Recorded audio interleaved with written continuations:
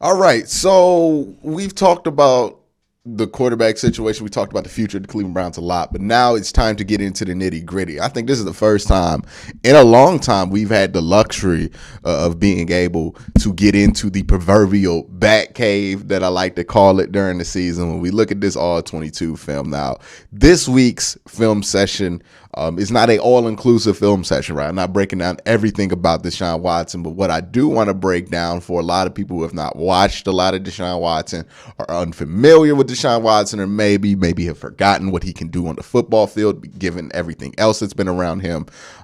This is kind of a reintroduction to what it is that makes Deshaun Watson somebody that teams were lining up to give $230 million for as a quarterback on the football field, right?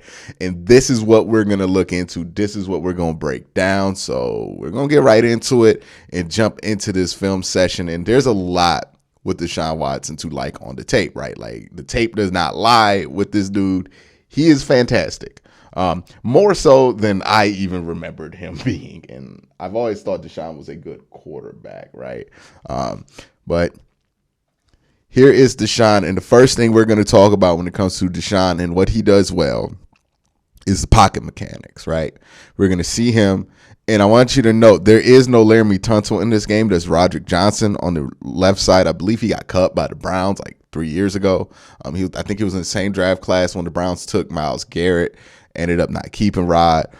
So bad offensive line to begin with. And then also just a really battered offensive line here. So mismatch offensive line going against the Patriots. And to be fair here, right, this is Deshaun Watson's best game per Pro Football Focus grade. So this is going to be a good example of what he does well. Not necessarily a example of what you should expect every game, but it is worth noting that, you know, Baker has had some awful games versus the Patriots, right?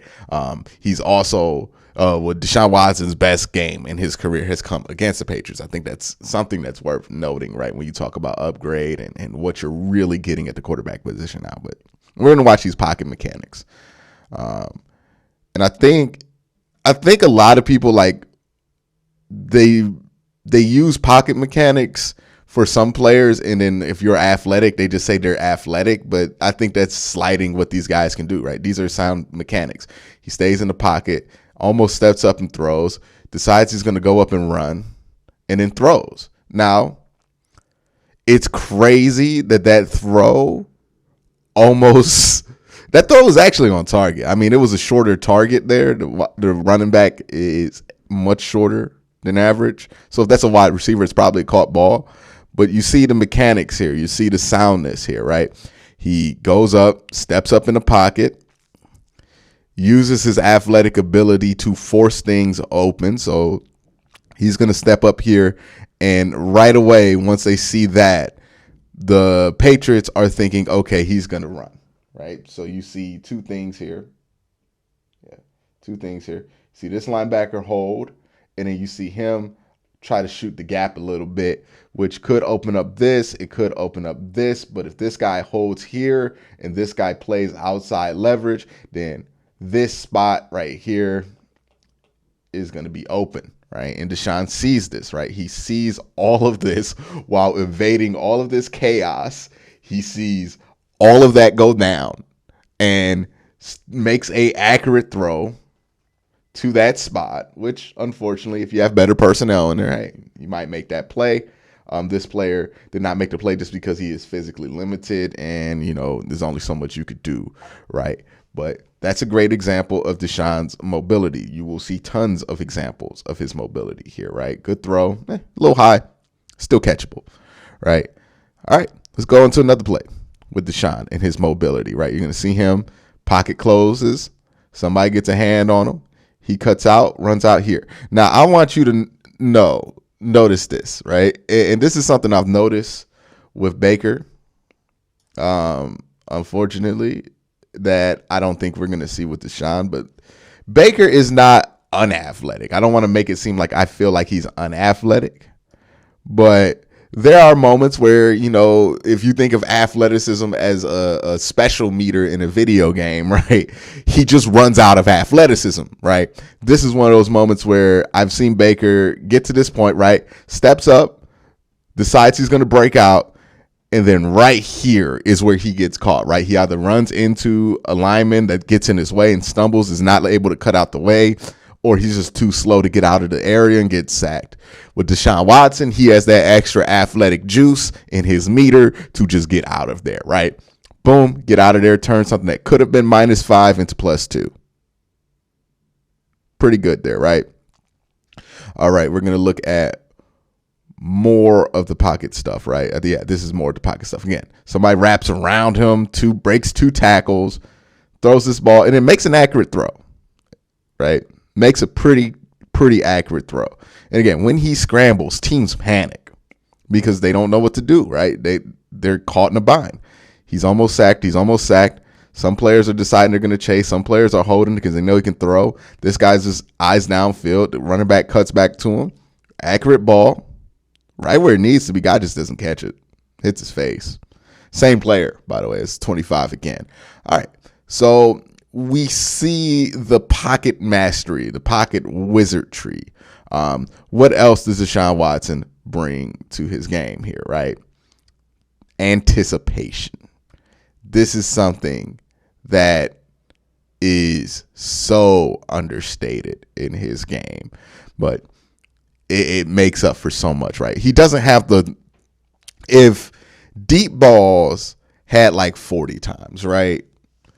I don't think Deshaun's deep ball goes further than Baker Mayfield's, but I do think it has a better 10-yard split, right? The velocity, the quickness in which his ball goes from A to B is much, much notably faster than Baker. And I think a lot of that has to do with his ability to throw with anticipation and accuracy, right? You're going to look here, and he sets up to throw this ball, and by the time that wide receiver is ready to make this catch, that ball's in his hands. Boom. Quick, fast, right? For a touchdown. This, amongst everything, right? I know everybody's going to talk about the mobile ability and the pocket stuff, which is important, but that ability with anticipation, as we'll see as we go forward with this film review, that is something that I think is ultimately going to be what makes Deshaun Watson a great fit, a plus fit in this offense, right? Like if you have concerns about his fit with the Stefanski offense, I think you'll see a lot that will alleviate you of those concerns. But we'll go back to the tape. All right. So we're looking here, and he's an empty. Drops back, and then look at his throw. Look at this throw. Look at that window that he just fit that thing into, right? This is a tiny window even for the NFL, right? Because you got this safety coming over. This guy is barely beat, and this is a tiny window, right? You can't throw this high. You can't throw this low. It's an interception either way. You only have these, 3 yards to fit this ball into. And this is a what? Where is that at? The 48 from his own 25. So this is over about 20-yard throw from one hash to the numbers. So add like 5 more yards into that. And he makes this throw with ease, by the way, in that window to hit that throw, right? The accuracy is incredible here with Deshaun Watson. Yeah, just fits it there. And then I want you to notice another thing. He fits these balls in with such anticipation and accuracy that the wide receiver has to do very little, very little to make these catches. And you'll see this on a consistent basis. So they're just able to run after they catch it. They don't have to think, right? And once you get to that point, especially in the Stefanski style offense, you're going to see a lot of production out of these guys, right? Just look at this throw. Again, we're going to see the throw.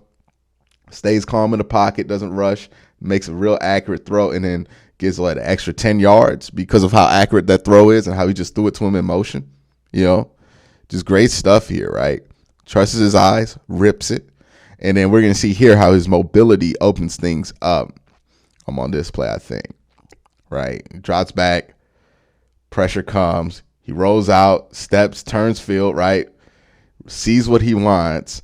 And here's why he turns field, because he has two options here, right? It's kind of like a check down, touchdown situation, but instead of the check down being a running back or something, he's the check down, right? Deshaun Watson's legs are the check down in this situation. So once he crosses field, he's going check down, touchdown. All right. And what the check down is all this green in front of him, right? It's third down or whatever. I could just run for the first down, hit the check down, keep the sticks moving, keep the game going. The touchdown is this, right? Because he knows that if I run, there's nobody on this side, right? Nobody on this side. So if one of these safeties decide that they're going to crash up, I know I'm going to have a one-on-one throw to this pylon to go for touchdown. Again, that's why the concept here for him on this scramble drill is check down to touchdown. There's no check down, but he's the check down. And that's what you add to the dimension, right? With Baker Mayfield, sometimes he could be the check down if it's open enough. He could be it. But with Watson, he's an athlete, a plus athlete at that position. So it's always a check down for him, right? Something's always there.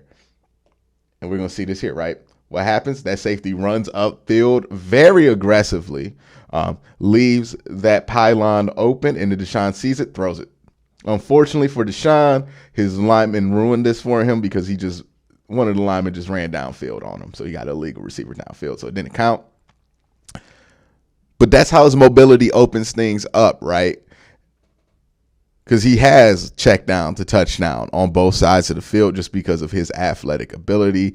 He knows what to do here. Like, it's just some special stuff that we're seeing.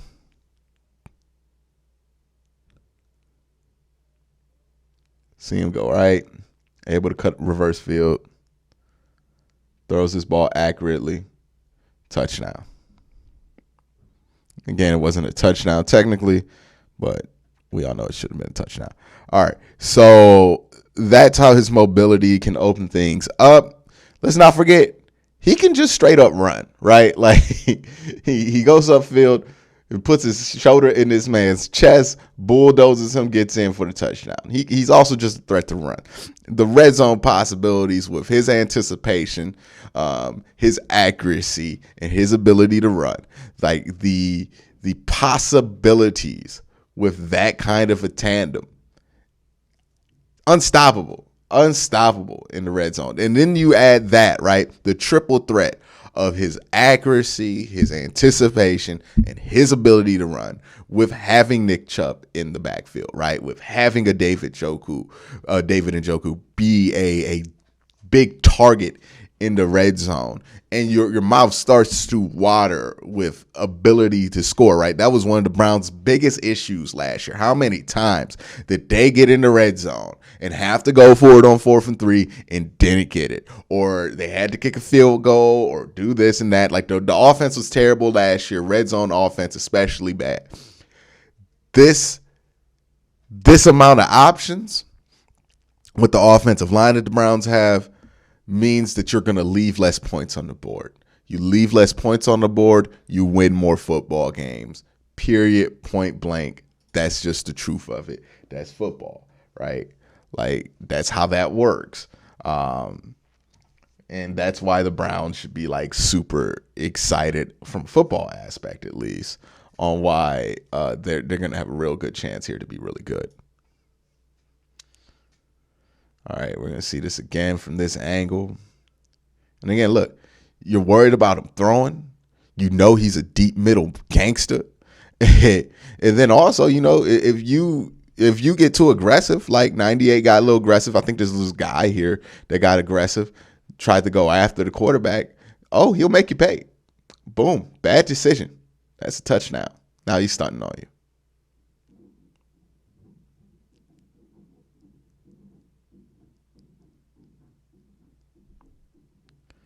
All right, we're going to see right here. The ball velocity that he has is incredible. Look at this.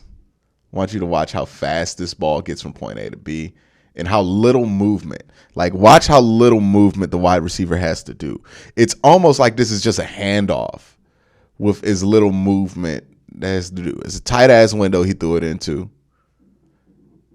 He knew he had his man, and then he just fits this thing into such a tight window so accurately that look at the lack of movement his wide receiver had to do to catch that ball. Like Baker, and again, I'm not trying to dunk on Baker or anything like that at this point. Like, it is what it is with him. But, you know, he'll make some tremendous throws, but like wide receivers will have to make effort to make those throws get completed sometimes. Deshaun Watson's on a completely different level because look at the lack of effort. It just floats into the guy's hands. And this isn't the only pass that looks like this. There's multiple ones that look like this in this game.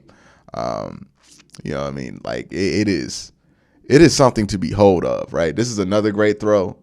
He just hits this one right there. Again, it's like the dude never has to stop running his route. Like, the ball just gets to him.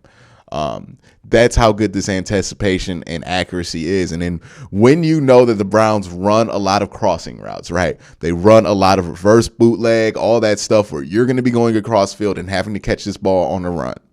And you see how good Deshaun Watson is in that aspect, right? Of being able to just throw the ball on the run and get the ball where it needs to. This is where you get super excited about the prospect of what he could bring to this offense, because it just takes everything to the next level. So much opens up. And then you add his ability to play out of structure. Then you add his ability to run. Then you add the supporting cast around him. And you can easily see why Deshaun chose to play in Cleveland from a football aspect, because I don't know how this didn't make sense, right? Like, this was always going to be the best option for him. Period.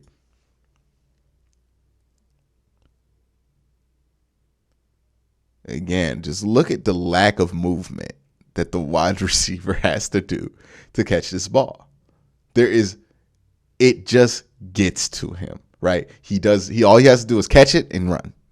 Not a lot of effort. Wide receivers love playing with a quarterback like that, because that's a quarterback that's going to make everybody around him better because of that ability, right? Again, here, throws it. He doesn't even have to move, right? And he loves those crossers, deep and middle.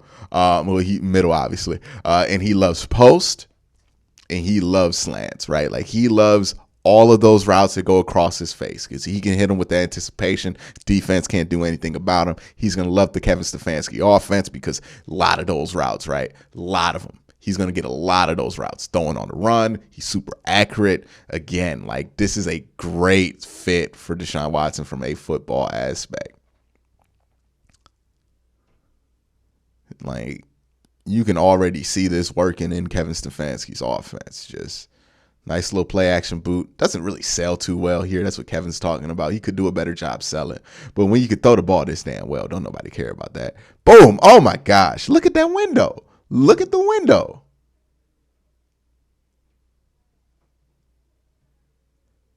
Oh, man. You ain't even got to be open. You don't even got to be open. That's what I'm saying. Like, I don't even think the wide receivers need to be that good, right? He's this accurate. Now, you get away with having just regular dudes as long as you can catch. This is somebody who is wide open. He's going to hit this one, strike. And again, look how little effort it is to catch this ball. Guy gets a time to make a move.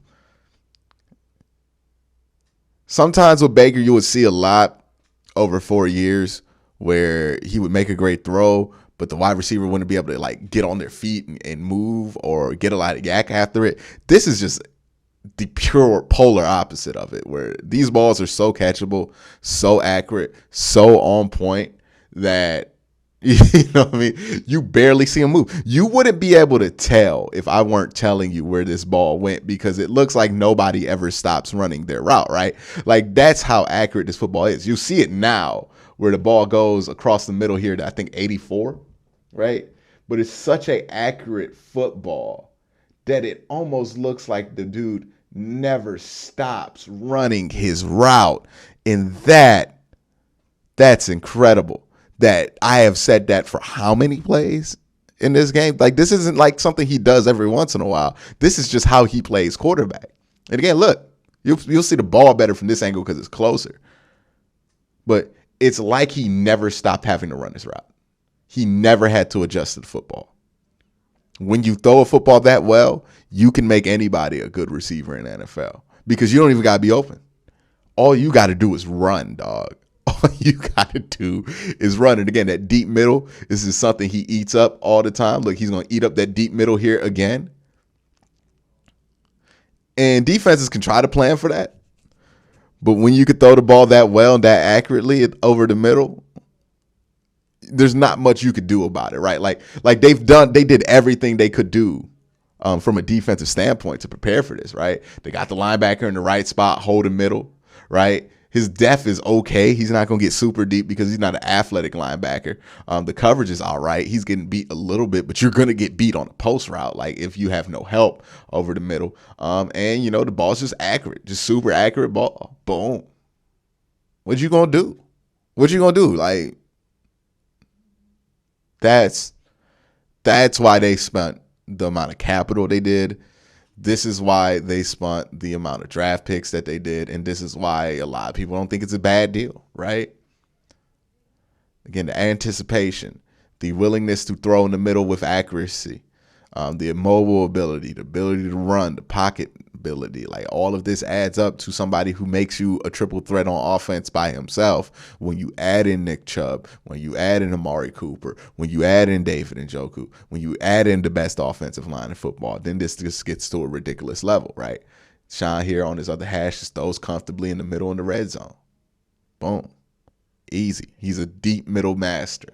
Like that middle of the field, he's going to eat up. And quarterbacks that can eat up the middle of the field with the anticipation, they play for a while, right? He's going to be in the league for a while. Just boom. Just great accuracy here. All right, so what did we learn here about Deshaun Watson? What are his strengths? Well, we know that he's athletic. I think everybody kind of knew that he was athletic coming into it. We know that he can avoid. We know that he's good at avoiding the first sack, right? He's not necessarily going to avoid the second sack, and it's kind of a similar thing to when you watch a Joe Burrow or Russell Wilson, where they're so good at evading sacks that they're going to hold the ball for a longer time out the pocket, and sometimes that gets them sacked more so than it should, and that's something that Deshaun does have an issue with that he could work on.